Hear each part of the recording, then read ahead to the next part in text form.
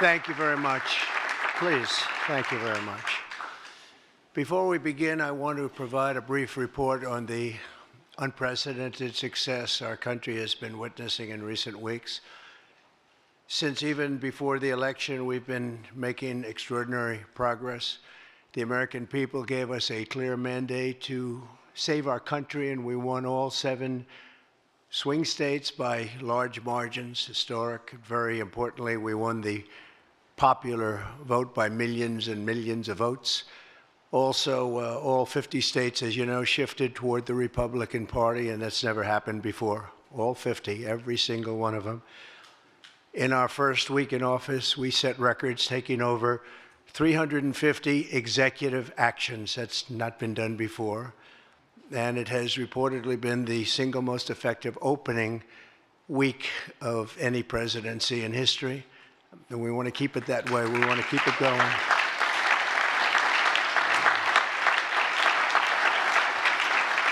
We want to keep it going. We've broken from decades of failed Washington policies and restored common sense and sanity to our government. We've unleashed American energy, and we've already achieved record low illegal immigration. As you see, there's nobody trying to get in. And that's what we've been waiting for a long time, and gotten woke ideologies out of our government and out of our military. The water has now begun flowing in California as we continue to increase the flow in coming days. Nobody's seen anything like that. And I've also taken strong action to regain control of the Washington bureaucracy. Just for clarification purposes, because it was incorrectly reported yesterday, we have informed the federal workforce, which they've looked to do for many years, that if they're working for the federal government, they must show up to the office on time and on schedule. We don't want them.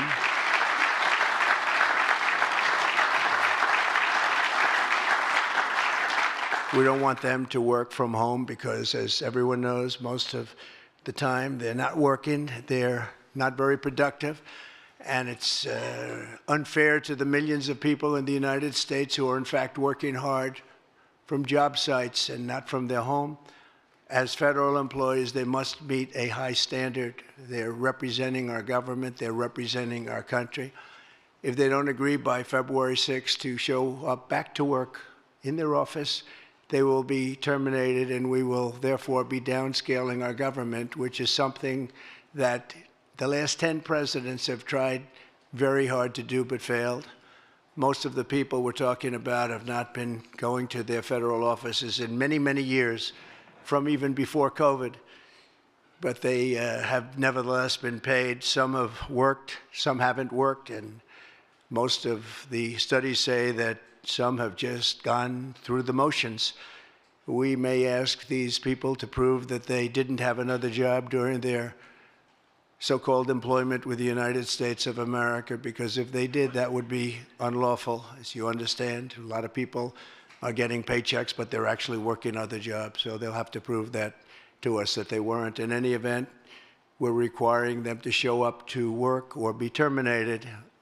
We think a very substantial number of people will not show up to work, and therefore our government will get smaller and more efficient, and that's what we've been looking to do for many, many decades, frankly.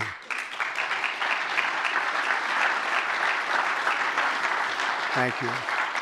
In addition, there was a short-term pause or funding freeze on certain discretionary spending payments, such as government grants, only for us to quickly look at the scams, dishonesty, waste, and abuse that's taken place in our government for too long. As was explicitly stated, this in no way affected Social Security, Medicare, Medicaid, or other entitlements that Americans depend on. I've made abundantly clear from the very first day that I ran from office. That was a long time ago now. That's 2015. If you think about it, I announced in 2015, and we won in 2016. We did very well in 2020, but we did really well just recently. And I'm restating right now to correct any confusion that the media has purposely and somehow, for whatever reason, created Social Security, Medicare, Medicaid have not been affected by any action we're taking in any way, shape, or form. We are merely looking at parts of the big bureaucracy where there has been tremendous waste and fraud and abuse. In that process, we identified and stopped $50 million being sent to Gaza to buy condoms for Hamas. 50 million. And you know what's happened to them? They've used them as a method of making bombs. How about that? We stopped an attempt to make an illicit payment for illegal alien resettlement. We canceled $181 million in DEI training contracts. This is just for the training of people in DEI, which has been terminated and completely terminated. And we paused $1.7 billion in unauthorized payments to foreign organizations, including stopping more than $40 million that was on its way out the door to the very corrupt World Health Organization, which has not done its job and not done it properly. We also,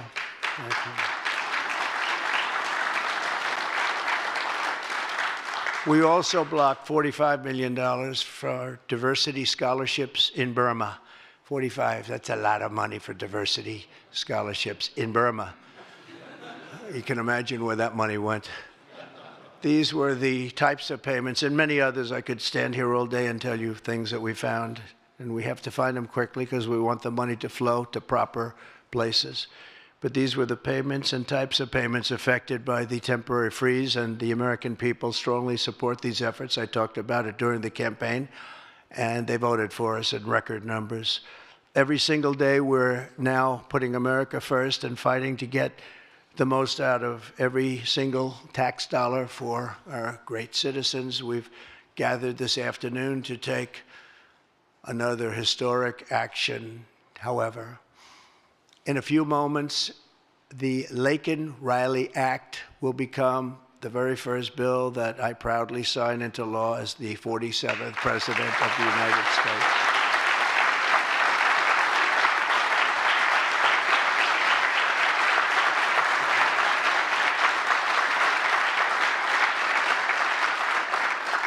Laken was a brilliant and beautiful 22-year-old nursing student from Georgia, the best in her class. She was always the best. They would say, Laken, how do you do this? And what do you do? They were always asking her questions. She was respected by everybody, even her teachers. They respected her so much. From the time she was in first grade, Laken knew she wanted to spend her time caring for others. That's what she did. To her friends and classmates, she was a light of warmth and kindness in every single room. To her parents and family, she was everything in the world. They've had a miserable period of time. Just after 9 a.m. last February 22nd, Laken went out for a jog on the campus of the University of Georgia, but she was just never returned. She never came back, did she, huh? Parents are here, sister, all of her relatives. While on her run, Laken was attacked, viciously assaulted, beaten, brutalized, and murdered by an illegal alien gang member who was set loose into our country by the last administration. We are deeply honored to be joined today by Laken's parents, Allison and John, and her sister, Lauren. Thank you very much. Thank you.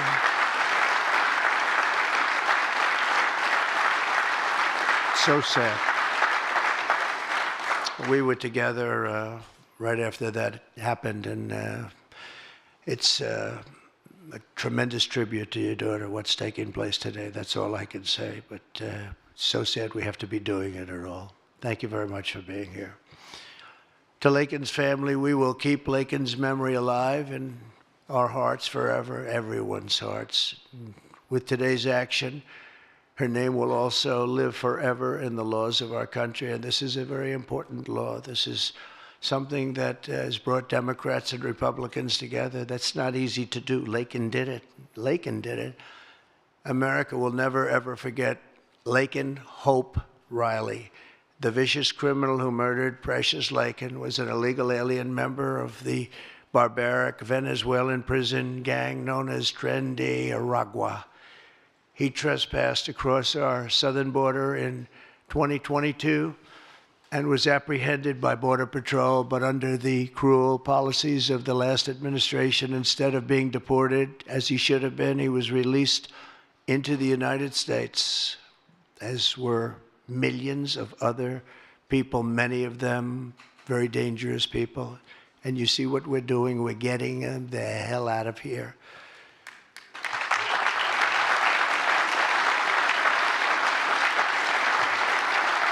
He was soon arrested again in New York City on charges of endangering a child, but because of New York City's deadly sanctuary policies, as we have in California and many other places, which we're going to end them, he was released again to reoffend. The Biden administration then provided this illegal alien criminal with a free, taxpayer-funded flight from New York to Georgia, where he was arrested yet again, constantly, this time for stealing from a Walmart along with his gang member brother, who was a bad one. Only after being released a third time by the U.S. law enforcement did this cold-blooded criminal go out in that fateful morning hunting for women on whom to prey. That's what he did. He hunted. It was like a hunter. I'm going to show him who the hunter is. This horrific atrocity should never have been allowed to happen. And as president, I'm fighting every single day to ensure that such a tragedy never happens again. We don't want this to happen.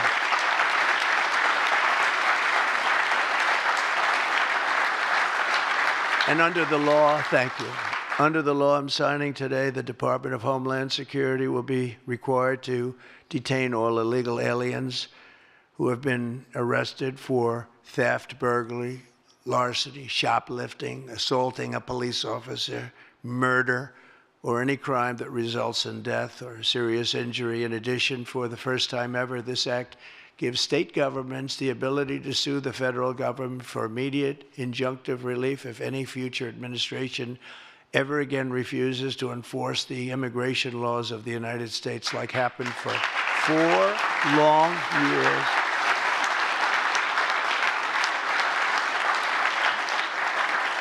And that was happening for 4 long years, frightful years. Amazing. You'd say, how can people do this? How can they allow this to happen? How can they allow criminals to pour into our country and then try and defend it? And they're still trying to defend it, but they can't. That's why I'm here instead of somebody else, actually. It's the biggest reason. I believe it's the single biggest reason. Inflation was horrible. Many things were horrible during that administration. When you look at what took place in Afghanistan, the way they got out, not that they got out, but the way so many things were horrible. But to me, this was the worst of all. It's a landmark law that we're doing today. It's going to save countless innocent American lives. I want to thank every House Republican, every Senate Republican, as well as the 12 Senate Democrats and the 48 House Democrats who voted to pass this vitally important bill, and many of them are with us today, and I really do appreciate it. And I very much especially appreciate the bipartisan support. The Democrats, really a big percentage of them came through, and plenty of them wanted to. They probably felt they couldn't, but they really wanted to.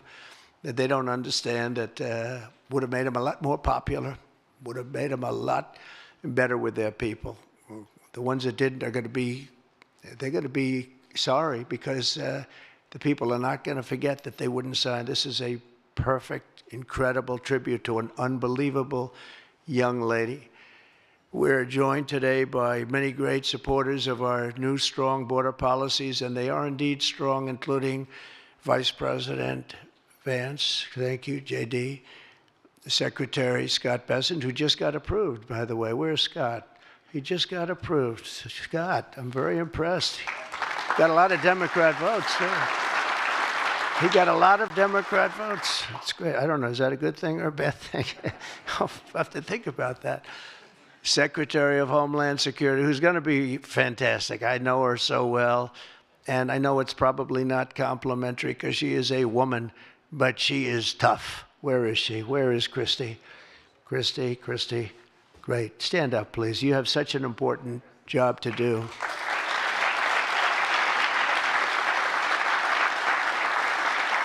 Really great. Thank you very much. And don't let that look fool you. That look is She's tough, and she cannot stand that she's having to sit here and even listen to this today. Another one who's done a job like nobody that I've seen in a long time, Tom Homan. He's my friend, but he is something special. He's something special.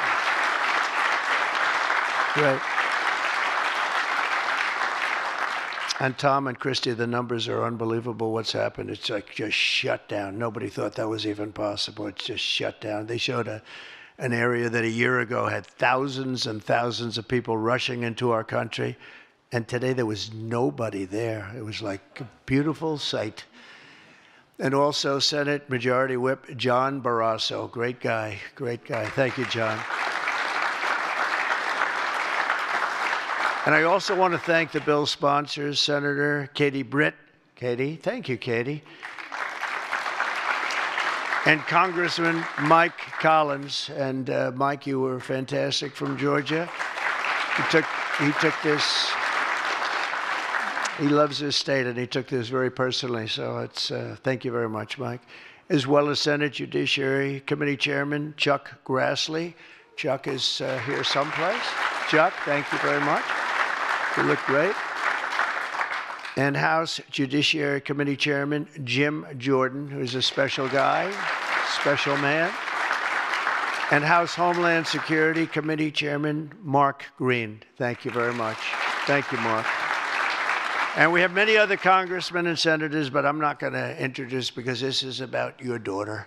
This is about something that's so important, and we're going to just go along. Thank you also. We have to say Burt Jones is in the room, and Burt is your lieutenant governor, and he was on this like you wouldn't believe. Thank you very much. I see you sitting there. Thank you very much.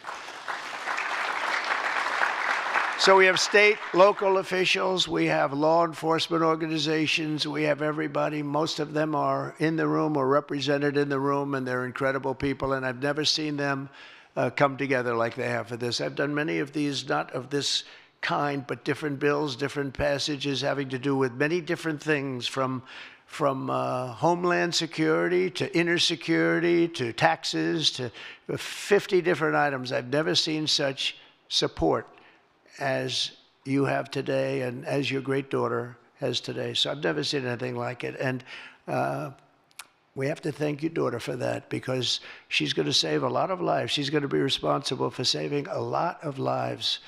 So I'd like to just say to the Angel families, I've been with them and they've been with me from 2015 when I first got this crazy idea in my head to run for president because we can do better as a country. I want to thank so many of the people that are here that have been the angel moms, and we call them angel moms, but they're angel families, fathers and sons and daughters, but they've suffered tremendously like you have for no reason whatsoever. I want to thank Alexis Nungari, the mother of 12-year-old Jocelyn Nungari, murdered last summer by 2 illegal alien gang members released into the United States by Joe Biden's open border, stupid policies. And thank you very much, Alexis. I want to thank you very much. We had an amazing trip, and it was really special to meet you and your family. Appreciate it very much. So sad we have to be here, frankly. And Jocelyn, as you know, is in our hearts as she was then. It was an amazing day we had, a great day. But it was a day of celebration of somebody that unfortunately won't be with us. But she is with us now, you know that. Here also is Patty Morin, the mother of Rachel Morin, killed 2 years ago by an illegal alien who was let into our country by the last administration's ridiculous, weak policies. Open border, can you imagine? When I heard open border, I said, oh, that's terrible. They're going to release their prisons all over the world. They're going to release their prisons into our country. That's exactly what happened.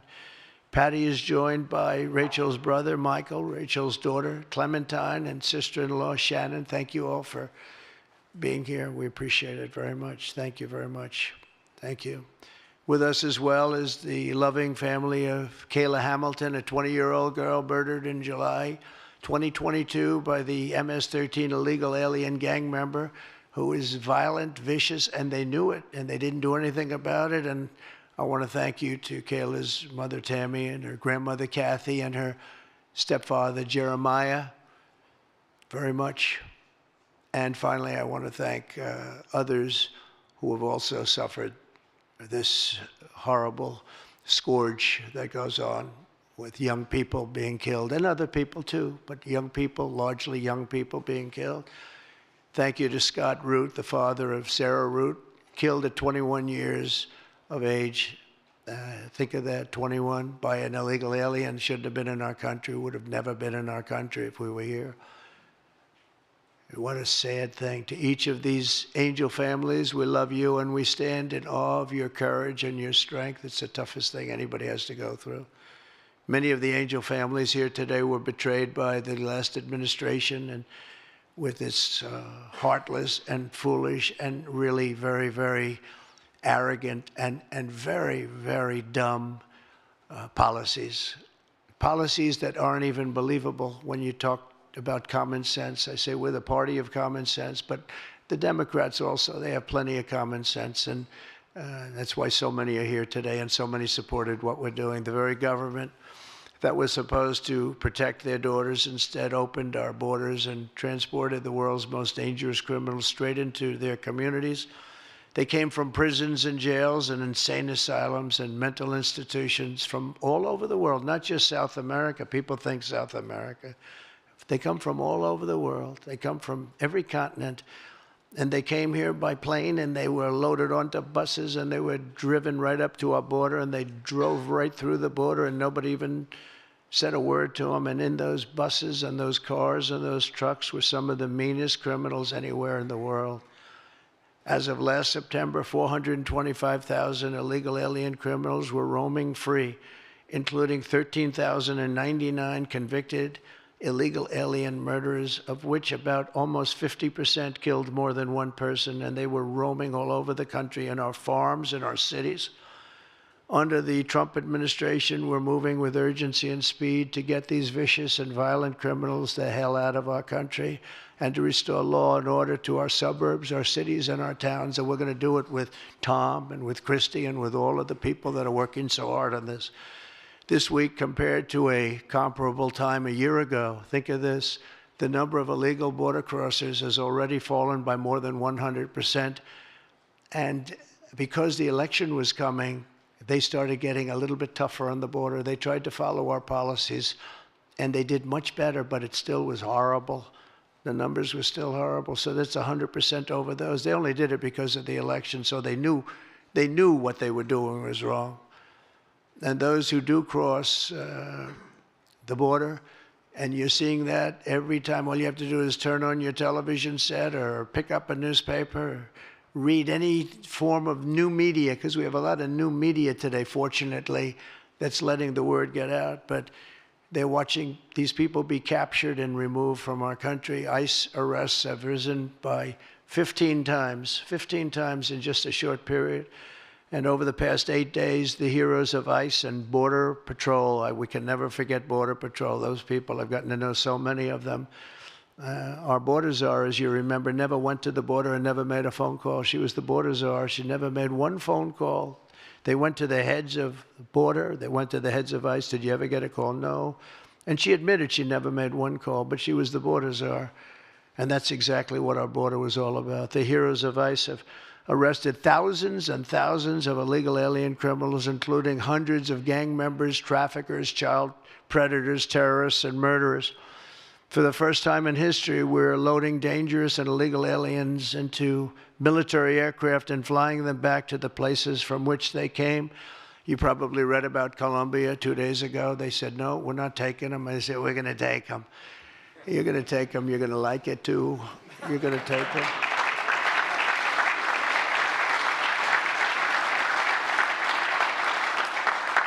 They talked about, we're not going to take people that are in shackles. I said, well, but the people that are in shackles are murderers, they're drug lords, they're rapists, they're very tough people.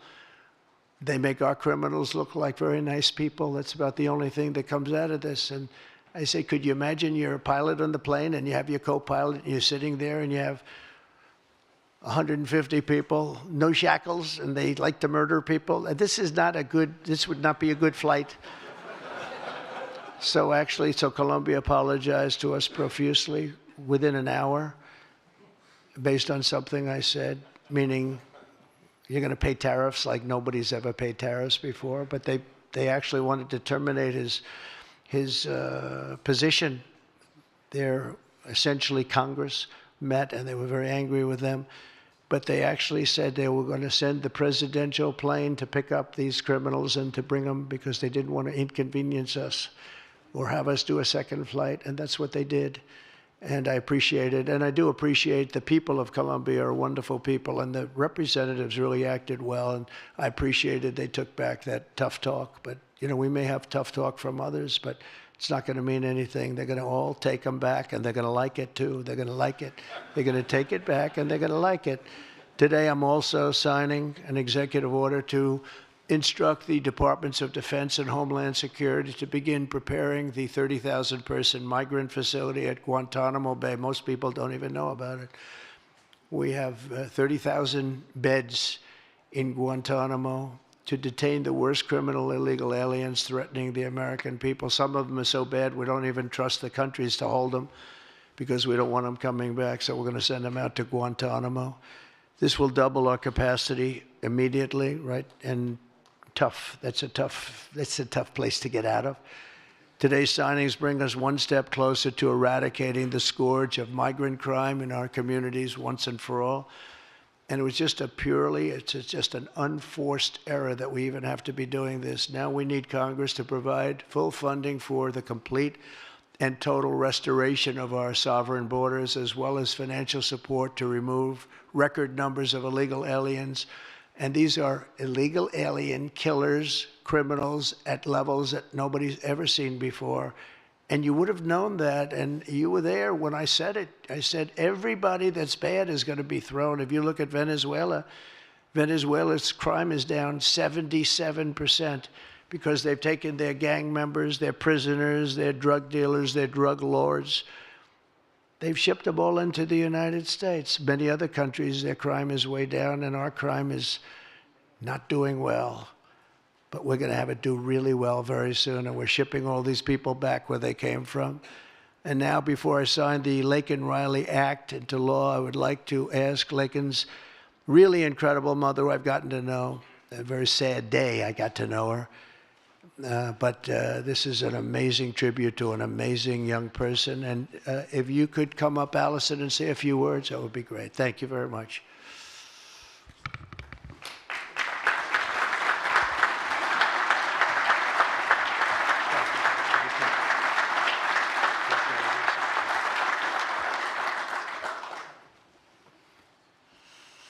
Thank you, President Trump. We would like to thank Senator Katie Britt for her diligent bipartisan work to get this bill through the Senate. We'd also like to thank Congressman Mike Collins for his unwavering passion and for leading on the Laken Riley Act from the start. Our family will forever be grateful for the prayers of the people across our nation and for helping to get this legislation into law. We also want to thank President Trump for the promises he made to us. He said he would secure our borders and that he would never forget about Laken. And he hasn't. He's a man of his word. We trust that he will fight for the American people. Most importantly, I want to thank our Lord and Savior, Jesus Christ, because without his sacrifices, Laken's story would have ended on that horrific day that she was taken from us. But because of him, we can continue living knowing that we will see Laken again. There's no amount of change that will ever bring back our precious Laken. Our hope moving forward is that her life saves lives. We're so thankful that her passion for helping others and her legacy for doing good in the name of Jesus Christ will carry on. Thank you. Thank you.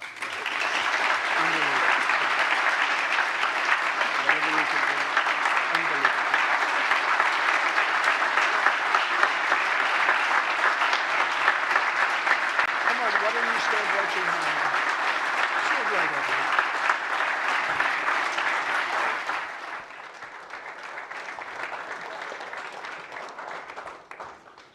Thank you. We're going to sign this in honor of Laken Riley. Come on up here, some of the people that we love that have been so instrumental. Okay?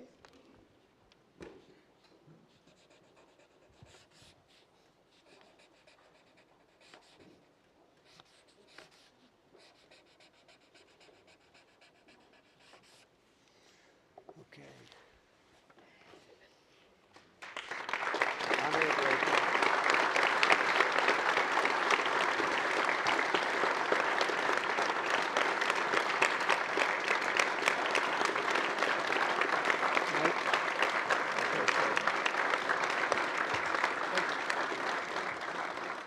Thank you.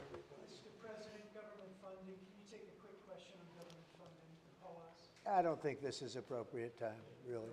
I respect that, but I don't think it's appropriate. I can just tell you government is doing very well, and we're cutting way back, but this is not the appropriate time. Thank you.